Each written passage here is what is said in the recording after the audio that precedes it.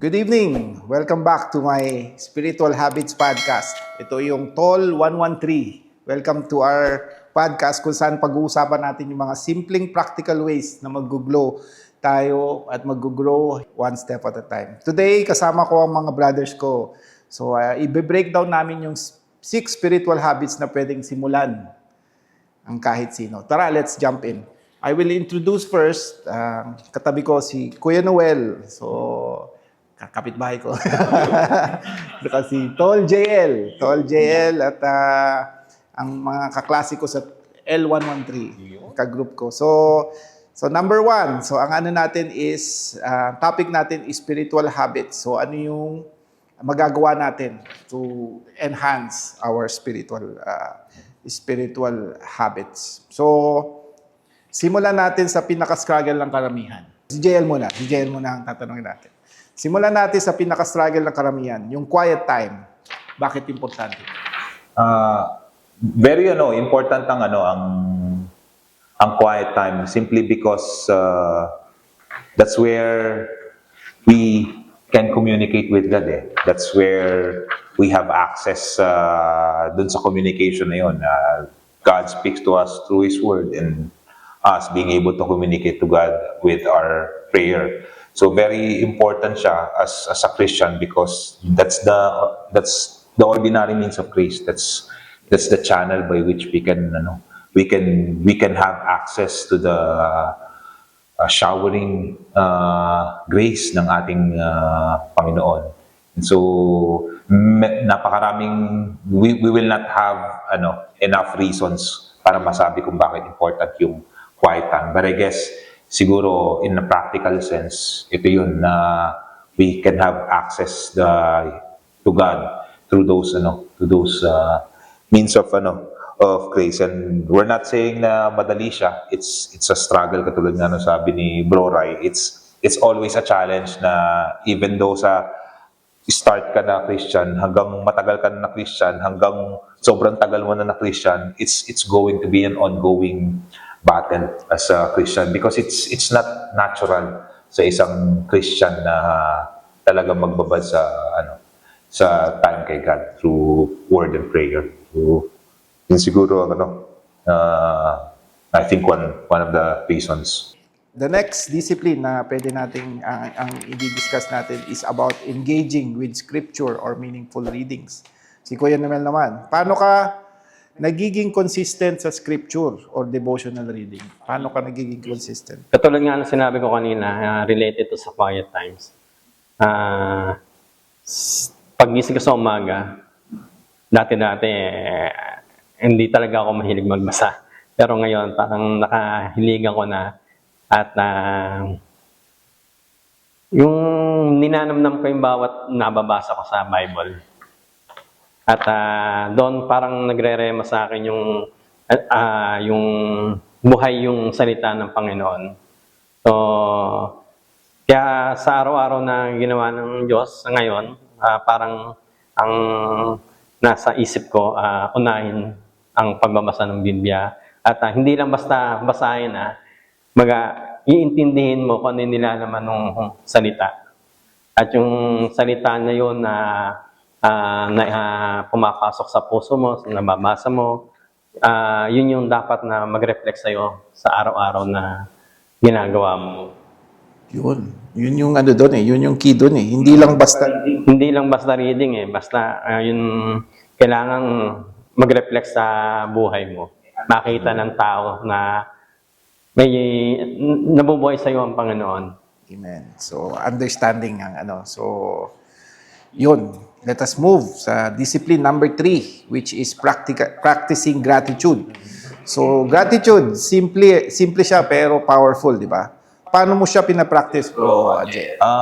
Siguro dun sa part ng gratitude is ma-appreciate mo siguro yung isang bagay in a practical way. Maiisip mo yung isang bagay kung gaano siya ka-importante if alam mo yung state mo na wala yun eh. And most of the time, nakakalimutan natin yung sense of gratitude na we are saved by grace because we forget that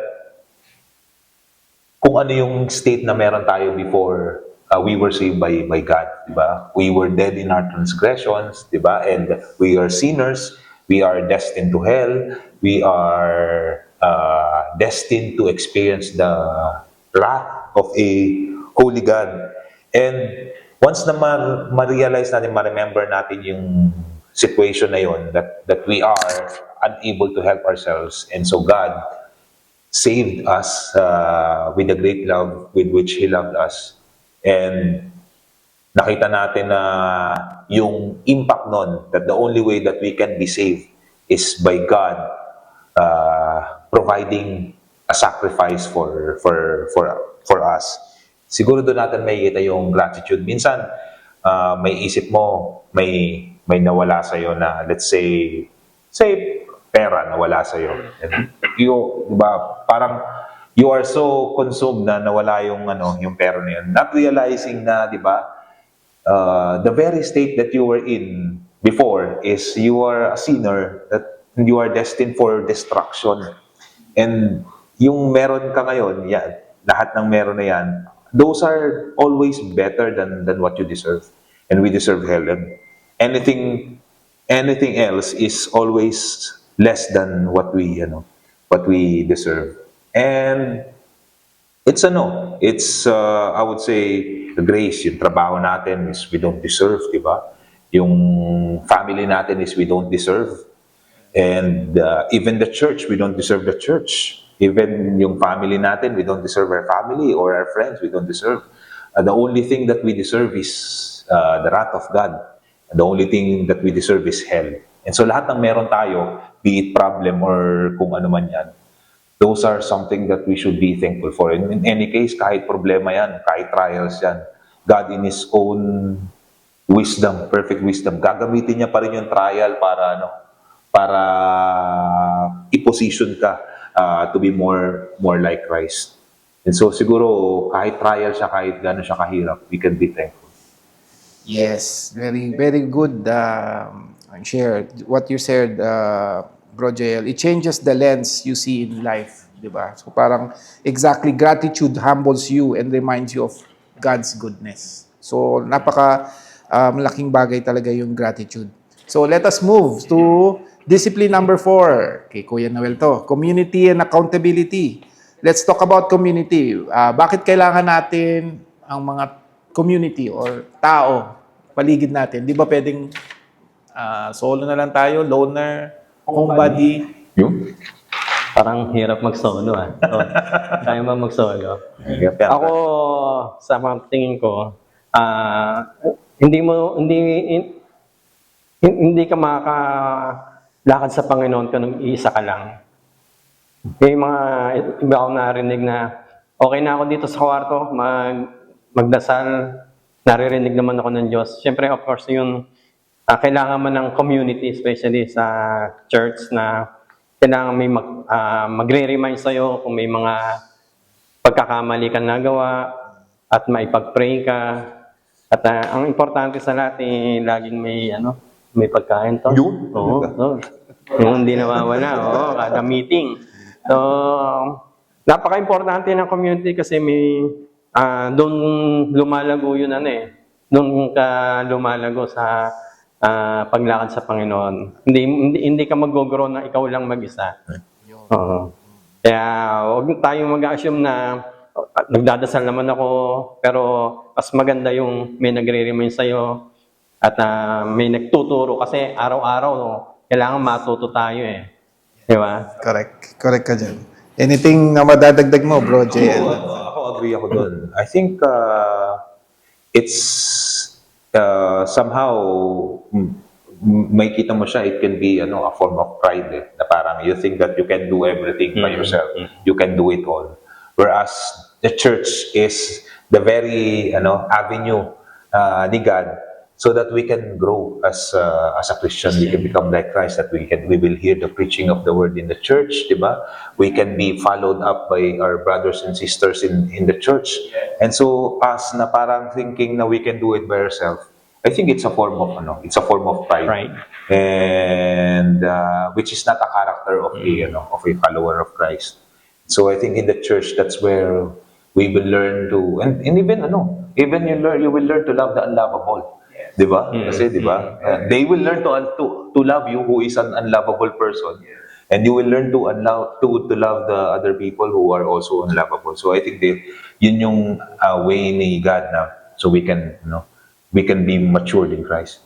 Correct. Very well said, Jun. Community makes discipline sustainable. So, napaka-importante talaga ng community and accountability. So, that's discipline 4. Let us move to discipline 5, which is serving others. So, Bro JL, so ano ba talaga ang itsura ng serving others in a simple way and a daily way? So, para sa'yo, ano ang serving others? Simple and daily way. Siguro, parang pag narinig ko yung word na ngayon na sinabi mo, yung serving others, ang naisip ko at the same time din, humility, di ba? Parang in humility, consider others better than yourself. Minsan kasi, pag feeling mo mas importante ka, ikaw dapat yung isi-serve eh. Parang makinig ka sa akin, di ba? Tapos, mabait ka dapat sa akin. Bigyan mo ko. Kasi ikaw yung importante eh. But I think in the way na humility ng consider others better than yourself is nandun yung part ng ng pagiging gusto mong mag-serve eh, na diba, you feel that you are to serve, na importante din sila, di ba? That they are saved by God's grace. And so, di ba? It's not going to be a problem na tulungan mo sila kung may problema sila. So I think that is one thing na nakikita ko na isang bagay na naaalala ko pag sinabi natin na consider others better than yourselves pagdating sa service to others. Amen. So, Kuya Noel, meron ka bang konting dyan? Or we can move to the next. Serving others. So, yun yung tinuro sa atin ng Panginoon eh. Hindi yun katulad ng sinabi ni JM. Hindi ikaw lagi yung tingin mo mataas yung sarili mo. Ikaw yung isa-serve ng mga kakilala mo. Serving people, katulad ng mga nangangailangan. Alam natin na may kakayanan tayong mag-serve sa kanila rather than sila yung mag-serve sa atin. Why not? Minsan pinapanalangin natin na pag may problema yung isang tao na papanalangin kita para ma-solve yung problema. Baka ikaw na yung kasagutan sa problema nila, bakit hindi natin ibigay yon? So, in simple way na ganun, kahit papaano na makapag-serve tayo sa kanila, yun yung command ni God eh, di ba? Serve na yung needy, di ba? Yes. Tama. So, serving is worship in motion. Talagang, yun yung how yung dumadaloy yung Holy Spirit and yung Word of God, yung love ni God through us, di ba? Parang hindi na tayo kailangan mag-effort. Kumbaga, dadaloy na lang yun eh. Kumbaga, wala na tayong, hindi na tayo mag-struggle or something. So, let us move to the last discipline, which is being patient with myself. Ako siguro, yung being patient with oneself, kasi it's a spiritual discipline eh. And, there's no such thing na like a discipline na automatic na nade-develop sa'yo. It really takes effort. Parang muscle eh. Parang muscle, i-workout mo. And hindi siya basta mag-grow. So, kailangan mo talaga siya i-workout. And habang wina-workout mo siya, hindi within one day, ka na agad. Super bodybuilder ka na. So, dahan-dahan talaga, it takes time, consistent na gagawin mo siya na kahit napapagod ka, mag-workout ka pa din, or kapag hindi ka natuloy, hindi ka titigil, balik ka ulit dun sa program mo. So, I think yun, yung being patient sa sarili natin is ma-realize natin na this is a discipline. Hindi ito automatic sa isang Kristiyano. Tulad na sinabi natin kanina, bago, intermediate, matagal ka na, sobrang tanda mo na, it's always a struggle. Pag yung tao sinasabi sa'yo na wala siyang problema sa word, wala siyang problema sa prayer, may problema.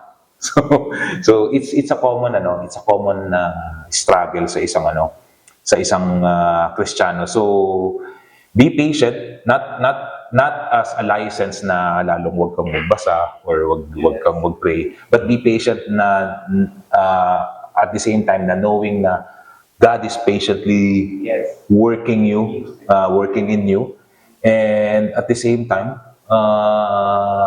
it's going to be a daily struggle and a daily work para sa isang Kristiyano. Yeah. Ako, guilty ako dyan sa patient with myself. Hindi siya isang araw na process Araw-araw, madidevelop yung yung pasensya mo.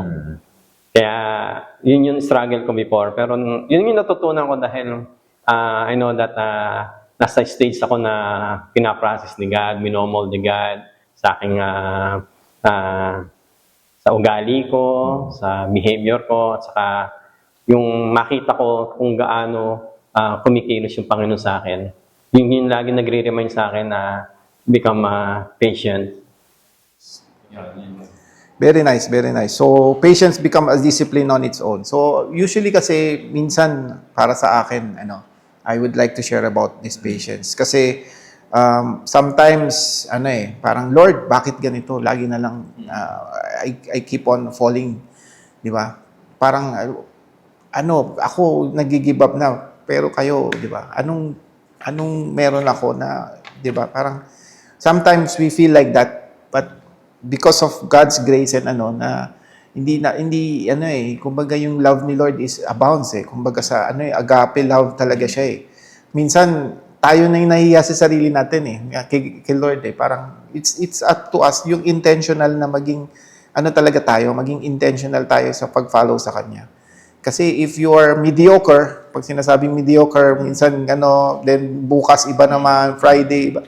If we will be like mediocre, talagang mangyayari yun. So let us be intentional on our walk with Christ. Most especially yung spiritual natin, yung habits natin to keep on doing. Ako, I'm doing right now yung para lang matrack ko yung aking yung spiritual habits. I do a tracking. They call it habit tracker. I have a habit tracker. Mas okay yon kasi nakikita ko na last week I missed 2 times, 3 times. So ngayon, ang ko sa inyo, kung mag-try nyo yun, i-search nyo yung kung paano mag-habit tracker. Hindi lang sa spiritual or sa exercise, minsan nag-miss ka ng exercise. So, at least may tracker ka na natatrack mo yung sarili mo. And it will be, pag nakasanayan mo na yung habit tracker na yun, kahit minsan wala na yung habit tracker kasi nagagawa mo siya araw-araw, wala na. Kumbaga naging normal na sa'yo. So, ganun din sa spiritual. So, let us push on, keep on doing what we're doing. Huwag tayong mag-give up. So, very nice yung topic natin. So, yun yung 6 simple intentional habits para mag-grow tayo spiritually. So, very engaging and also maraming matututunan ng mga ating subscribers dito. 57 million subscribers, di ba? So, meron kayong bago tayo mag-close, muna kayo, sabi mo, share, like, and subscribe to our...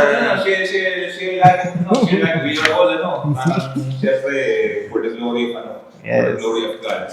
Spiritual discipline, ng fellowship. Yes. That's always the goal. Ang ating podcast na ito, that's always our goal for the glory of God. Magandang ito Actually, ito yung una nating podcast. Pwede nating tuloy-tuloy to as it will be a good di ba? Mag-invite tayo ng mga Invite natin si Bro Alvin. Magaling. Na-invite na sabi ko sa pagiging 57 million and one. Dadagdagan na. Sige, paalam na. Kami Alvin Cancela. Ayun. Sa podcast po namin ay makasama ka namin dito. Ayun po. Thank you po very much for tuning in. So, until next time, goodbye. God bless.